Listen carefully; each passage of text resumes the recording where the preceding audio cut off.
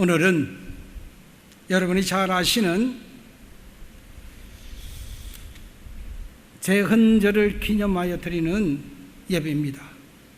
어제 토요일이죠. 17일은 우리 자유민주주의를 기본으로 한 헌법의 제정과 공포를 기념하는 제헌절이었습니다. 1948년 5월 10일입니다. 총선거를 통해서 선출된 초대 국회의원들은 그해 5월 31일 날 역사적인 국회 개원식을 갖고 대한민국의 법적 기초가 될 그 헌법을 제정하는 일에 착수했습니다. 당시 최고 연장자로서 당선된 임시 의장이신 이승만 박사는 의장석에서 감격스러운 어조로 개회사를 시작했습니다. 대한민국 독립민주국 제1차 회의를 여기서 열게 된 것을 우리 하나님께 감사해야 할 것입니다.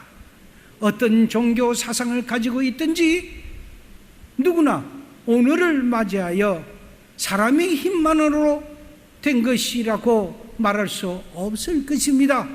그러므로 하나님에게 기도드리지 아니할 수가 없습니다. 우리가 다 성심으로 일어서서 하나님께 감사를 드릴 터인데, 오늘 이윤영의 의원이 나오셔서 하나님께 기도를 올려주시길 바랍니다. 이렇게 말씀했었어요. 당시 이승만 대통령은 정동 감리교회 장로이셨고, 기도를 졸지에 맡은 이윤영 의원은 남산교회 목사님이셨습니다. 그가 목사였기에 제헌국회에서 기도로 시작할 수 있게 되었습니다. 1948년 5월 31일 대한민국 민주주의의 상징인 국회가 만들어지고 처음 국회가 열렸고 이른바 제헌국회라 하는데, 그 당시 임시국회의장은 조금 전에 말씀했던 이승만 박사, 그분은 초대 대통령 이걸 지냈습니다. 그는 의장으로서 국회의원 198명 의원에게 이렇게 말을 했다고 합니다. 동지 여러분, 조국의 강복을 주신 분이 하나님이시라는 것은 믿는 자나 안 믿는 자나 모두 부인할 수가 없을 것입니다. 그러므로 우리나라의 독립국가를 이루게 하신 여호와 하나님께 감사 기도를 드리겠습니다. 우리 중에 어른이시고 목사님이신 이윤영 목사님께 기도를 부탁드리겠습니다. 이렇게 시작됐다고 했어요. 이 일은 적석에서 일어났으며 사전 약속이 없었던 이 이윤영 의원은 조금은 당황하였지만은 그가 평생을 조국 강복과 민족 복음화를 위하여 기도하셨던 목사님이시기에 기꺼이 일어서서 우리나라의 첫 국회를 열면서 기도를 하게 됩니다. 10분 이상 진행된 그 기도 속에 아무도 눈을 뜨지 아니하였으며, 거룩한 기도가 끝나자 믿지 않는 의원들까지도 일제히 기립해서 아멘으로 화답했었습니다. 당시 기독교인은 전체 인구의 1% 정도밖에 되지 않았지만은 독립운동가 그 건국의 주역들이 대부분이 기독교인들이기에 가능한 일이었습니다. 이 기도문은 국회 속기록에 가장 처음으로 기록되어 있으며, 대한민국의 시작은 이 두 분의 교인들에 의하여 기도로 시작한 기독교 국가입니다. 그러나 오늘 우리 대한민국을 기독교의 기반으로 만들어진 국가라는 사실을 우리 성도님들조차도 모르고 있다는 것입니다. 알아야 하는 것입니다. 모르고 있는 분들에게 교육을 시켜드려야 합니다. 사랑하는 여러분, 우리의 헌법은 기독교의 그 연장선에서 탄생한 것입니다. 제 현절은 어제 날짜인 7월 17일 모든 그리스도인 우리 그 선배들의 기도로 이룩한 그 헌법의 정신과 그 가치를 지키는데 앞장서야 할 사명이 오늘날 우리 성도들에 있다는 것을 기억해야 합니다. 그러므로 현재를 살아가는 우리는 어떠한 질서를 지키면서 우리는 살아가야 될까요?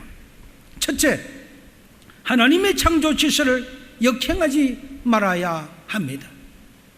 우리의 생활 가운데 꽃이라는 우리의 생활 공간뿐만이 아니라 이 꽃은 우리의 마음 공간까지도 아름다운 색채와 향기로 가득 채워줍니다.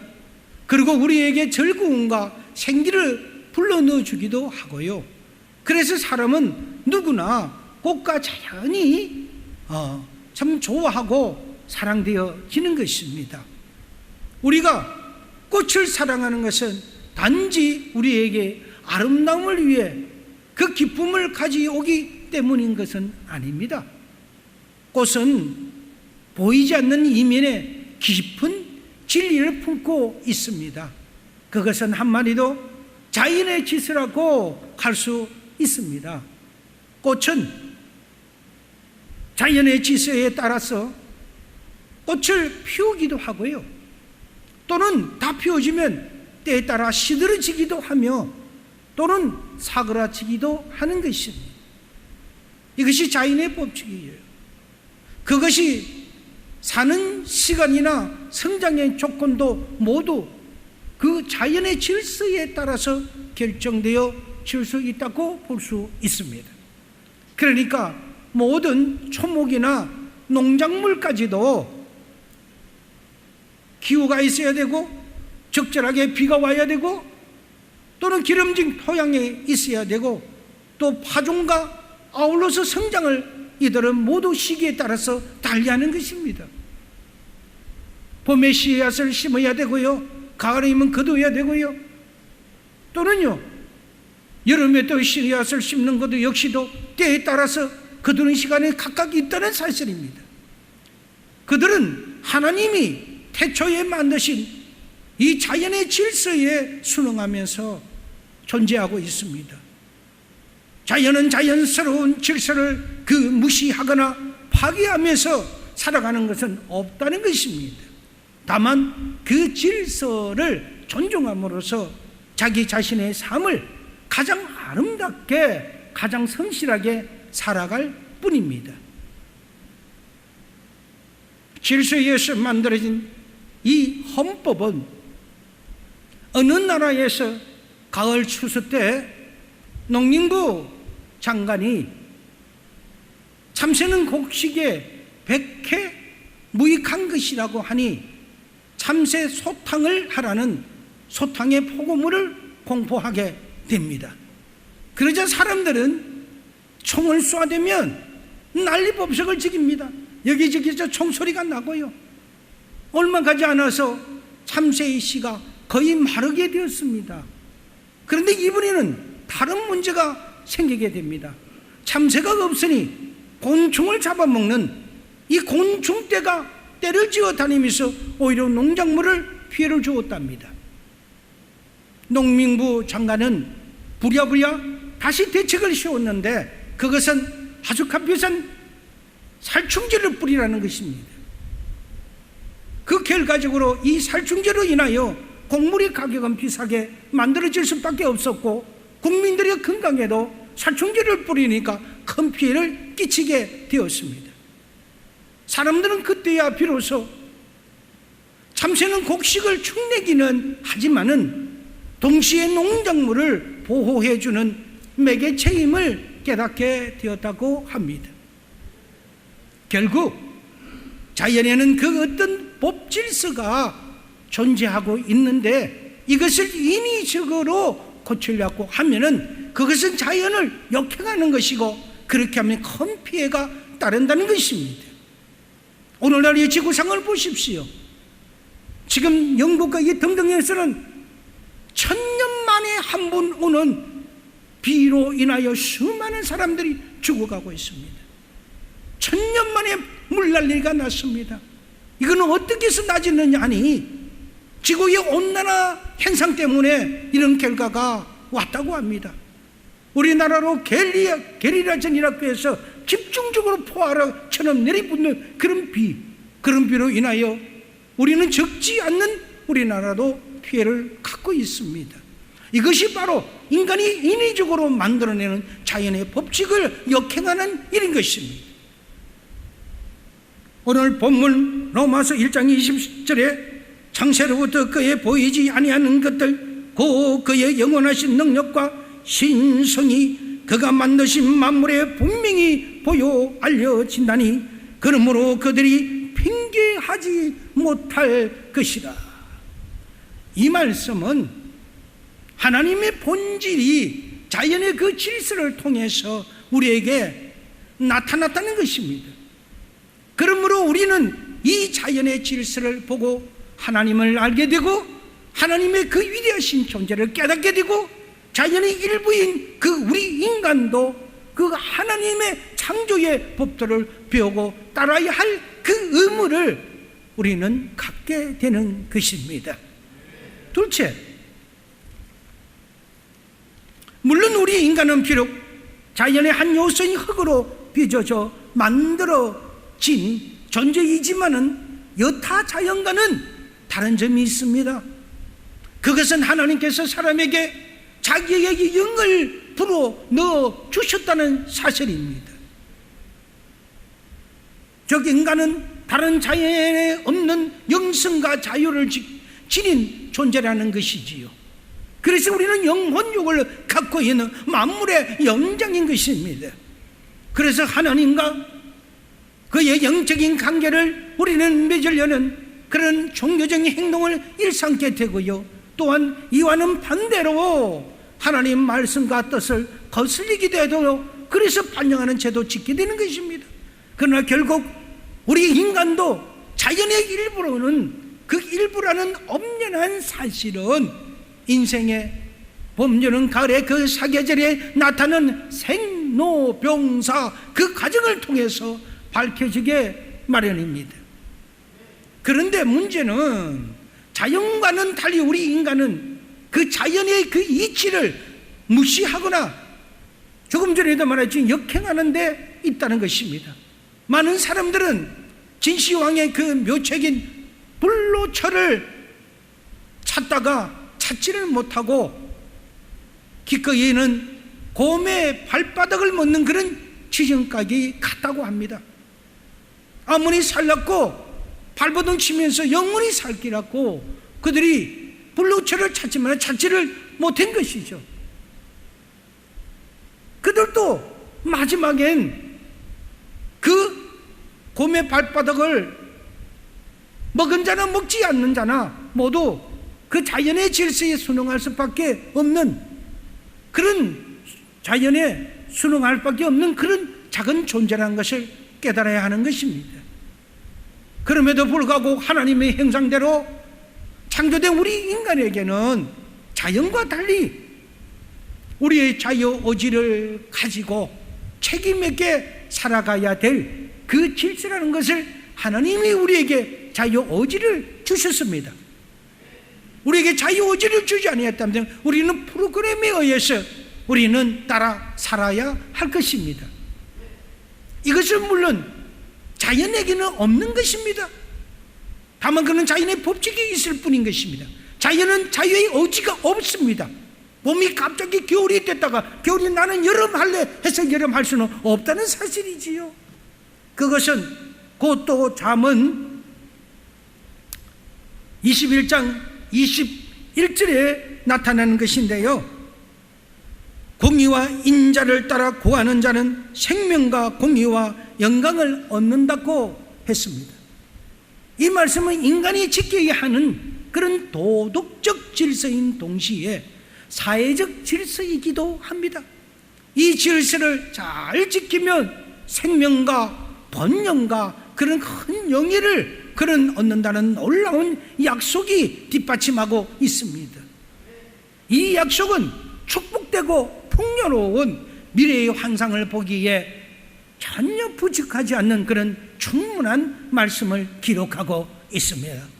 그럼에도 불구하고 지금 우리의 생활과 주변에서 일어나고 있는 많은 일들은 정의와 신의를 지키기보다는 오히려 그것을 파괴하고 역행하는 방향으로 나가고 있습니다.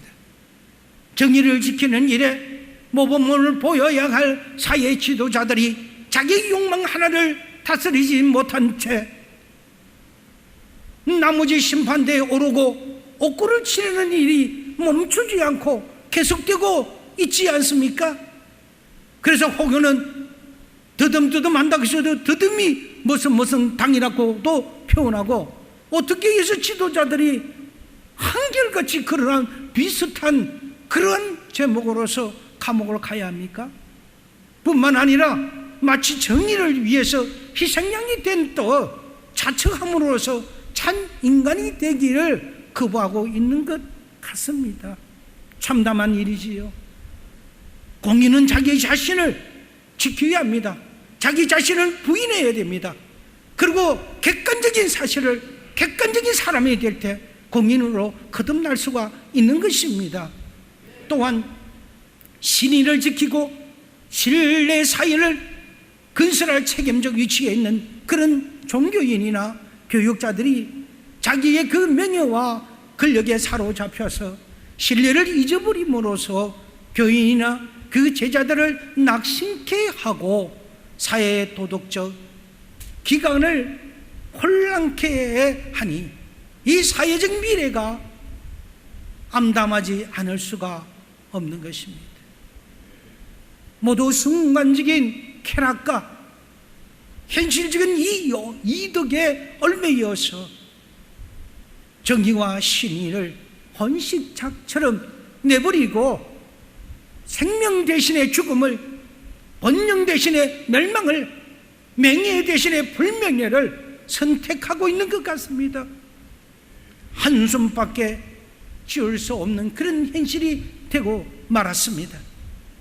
그러나 하나님이 창조하신 이 인간의 질서를 무시하고 또 한편으로서는 동성애법이다, 차별법이다, 이런 등등의 창조의 질서를 파괴하는 자들도 결국에는 그들이 자연의 이치를 따라 그 생명들이 닿는 날이 오게 되면은 그들은 마지막 심판의 순간에 창조주이신 하나님 앞에 서서 심판받으실 것입니다. 그때 그는 그 어떤 병명도 통과되지 못할 것입니다. 그들은 그들이 잘못했다는 것을 진리를 반드시 깨달을 것이 올 것입니다. 살아있는 그들이 진리를 발견해야 합니다. 하나님의 모든 창조의 질서를 그들이 기억해가면 어떤 사건들이, 어떤 문제가 일어난다는 사실을 저들은 알아야 합니다. 남자의 화장실에 여성이 들어간다든지 10년간 모든 것은 여성이지만 남성으로 변해서 남자의 화장실에 들어가고 남자의 공동 역량이 들어온다면 어떻게 되겠습니까? 이 질서가 있겠습니까? 남자인 아버지가 드디어 그 중에 하나가 어머니라면 이게 무슨 해괴망측한 일입니까? 그래서 자녀들은 저기에서 임양을 해온다고 그러고 그 자녀들과 성장하는 과정이 어떠한 가정을 맛보겠습니까? 성별의 관계에 대해서 어떻게 되겠습니까? 질서가 없다면요, 우측 통행하라면 우측으로 가야지 좌측 통행하면 사고가 생깁니다. 차는 우측 통행하세요, 사람은 좌측 통행하세요 하면 그것을 지켜야 되는데 그것을 어기면 안 되는 거죠. 비행기는 공중을 날아야 다니는데 육상으로 가게 되면 사고가 생기는 거죠. 마치 그와 같이 이 많은 역행이 온다면 오늘날 우리는 처참한 이 지구를 맞이하게 될 것입니다. 깨어 있어야 됩니다. 우리가 기도해야 됩니다. 기도할 때는 지금밖에 없습니다.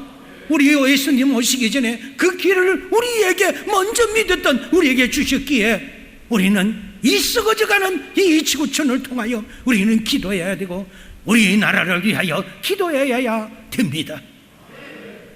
한 대학병원에서 죽음의 목전에 둔 말기암 환자 수백 명을 대상으로 다음과 같은 질문을 했다고 합니다. 지금 당신이 혹시라도 건강을 되찾게 된다면 꼭 하고 싶은 일이 있다면 무엇이냐고 물었습니다. 그 중에 제일 많은 대답은 첫째로 평소에게 이웃에 많이 베풀지 못한 것이 저의 마음에 걸리기 때문에 혹시라도 제가 다시 한 번 더 완쾌될 수만 있다면 많이 베풀고 싶다는 대답이었습니다. 두 번째 대답은 화해하지 못한 사람들에게 마음의 문이 닫혀 있었기 때문에 화해하지를 못했습니다. 기회가 되면 화해를 하고 싶습니다. 그리고 용서해 줄 사람이 있다면 마음이 닫혀서 용서해 주지를 못했습니다. 이젠 제가 그분들의 찾아가 용서해 주기를 원합니다. 그래서 화해와 용서하며 살겠다고 했습니다. 세 번째는 해보고 싶은 일을 해보지 못했는데 내가 다시 건강을 되찾는다면 기필코 한번 해보고 싶다는 것입니다. 그리고 주위를 돌아보며 자신의 체면에 자신의 위치에 등등이 있어도 전도 한번 제대로 해보지 못하고 제대로 한번 기도로 큰 소리 한번 해보지 못한 그런 대답도 한 사람이 있는가 하면 돈이나 이견의 차이, 건강이나 위험, 피곤이나 귀찮음 때문에 하지 못한 일들을 후회하면서 오래오래 살게 되면 나는 반드시 해보고 싶은 많은 일들을 해보고 싶다는 것입니다. 사랑하는 성도 여러분, 이제 우리는 후회하지 않는 사람이 되도록 힘써야 합니다. 하나님께서 주신 자연의 질서와 함께 인간의 이 질서를 따라서 성실하게 살아가야 하는 것입니다. 우리는 연약하고 제한되어 있으며 더욱이 욕망의 노예가 되기 쉽기 때문에 우리는 깨어서 기도해야 하는 것입니다. 자연의 질서나 인간의 질서를 제대로 따라 살기가 어려운 것이 사실이지 않습니까? 그리고 우리가 오히려 정의와 그 신의를 따라 살려고 하면 그 원칙을 세우고 그대로 실천하려고 하면은 할수록 우리에게는 보다 많은 때로는 유혹도 닥쳐오고요, 고난도 닥쳐오는 것이 우리의 인생의 여정이기도 합니다. 여러분, 구약의 욥을 잘 알 것입니다.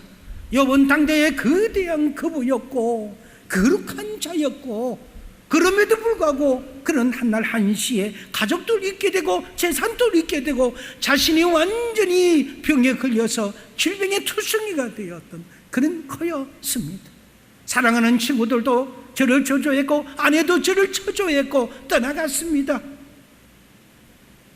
그럼에도 불구하고 말할 수 없는 그러한 고난을 당한 그 사실을 우리는 잘 알고 있지 않습니까? 그러나 우리 믿는 자들은 하나님의 자녀로서 자부심과 위신을 가지고 모든 그 난관을 극복하면서 정의와 그 믿음의 사람이 되도록 우리는 믿음에 지키는 그런 우리의 굳은 어지로서 우리는 살아가야 합니다. 그렇게 살았던 그 욥도 끝내는 저가 다 잃어버렸지만 믿음을 버리지 아니하였습니다.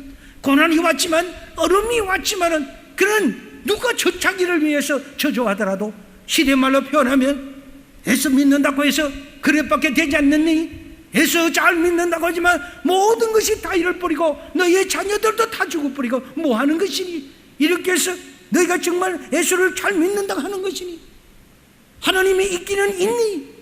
이런 식으로 저주를 받았던 그였지만은 그래도 제가 믿었던 하나님 그 믿음의 의리를 지키고 끝끝내 그 믿음으로 지켜나갔기 때문에 욥은 결국 끝내는 예전보다 더한 큰 축복을 뜨거이 받을 수 있었다는 것입니다. 그가 승리할 수 있었던 것도 그가 믿음이었습니다. 거룩한 하나님의 뜻을 끝까지 저버리지 않고 믿음을 지켜내었기 때문에 축복의 능력을 그는 받았다는 그런 사실을 우리는 기억해야 합니다. 셋째입니다. 우리는 지금 매우 혼탁한 세상에 살고 있습니다. 우리는 정글의 생존 투쟁을 가리켜서 약육 강식이라고 우리는 표현하지만은 그것은 곧 우리 사회의 현주소인 것 같습니다. 인간이 마땅히 추구해야 할 그 어떤 정신적 원리를 존중하는 것도 아니고 우리가 성실히 지켜야 할 도덕적 그런 의무를 칭찬하는 것도 아닙니다. 죽은 동물 하나를 놓고 자기만 많이 먹겠다고 서로 싸우고 죽이는 그런 것이 우리가 살고 있는 이 현 터전입니다. 또한 그것은 원칙이 없이 싸우는 프로레슬링 경기와도 같습니다. 어떤 반칙을 했으라도 이기면 성자가 되는 것입니다. 그래서 권력 있는 자, 금력 있는 자, 온갖 이익 집단들이 자기들의 그 욕망을 위하여 강군하고 있습니다. 언론은 더 이상 믿을 것이 몇 안 되는 것 같습니다.